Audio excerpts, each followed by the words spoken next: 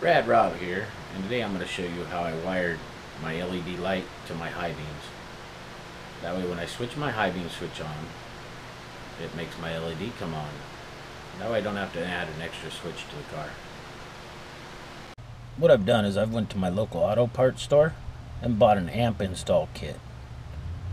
And you can see the wire right here connected to the positive of the battery, runs around, goes through the 30 amp fuse, and then I sent it down this hole right here, and it runs up the whole side of the car. I put it up the side of my car. I don't really like running stuff down the tunnel. If it gets caught up in there or it comes loose, it's going to be banging up against your drive shaft.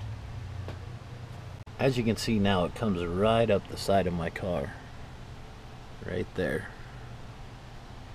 The wire runs up the side of the car and then mounts into this spot of the block. There is no power here when you originally get your car. You need to hook up the power and then the ground. This is my ground. It runs back over here, and I grounded it out to the frame right here. I unpinned the wires from the plug so I can feed them through the roll bar. You can do that with a coat hanger or a paper clip and just pull the wire through. I have a 32-inch LED with 4 outside floods, and the rest are beams, and it's curved. It mounted right up to my UTV Giant roof. I did have to stick a nut in here because the bolt was too long and I couldn't find a shorter bolt, and it does make it tighten up a little easier. I then drilled a hole and put a rubber grommet and ran my wire through my roof. After it comes through the roof, there's a hole up here in the top of the roll bar, and you can chase your wire through there. What I do is I take a string and a shop vac and suck the string through the hole and then hook the wire to it and pull it through. You can find it on many people's videos. My wire then comes out of the back of the car, down at the bottom, the front of the car, at the bottom, chases back down through the hood. Here it is right here coming through, goes up into this plug, which plugs into the relay. The way it's hooked up is this wire right here runs to the light. This other red wire goes to your power supply. One of these black ones is the ground for your light. The other one hooks to the ground on the block.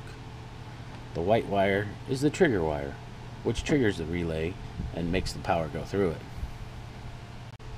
This is an inline fuse that's in between the light so that it doesn't pop the breaker.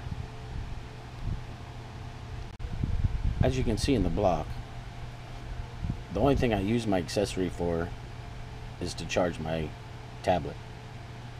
I don't use this wire for anything else. It's a 15 amp. A lot of people run their LEDs off of it, but it's just really not enough and you're pushing your luck. So what I do is I run my LED off of this side, which has plenty of power and a few other things.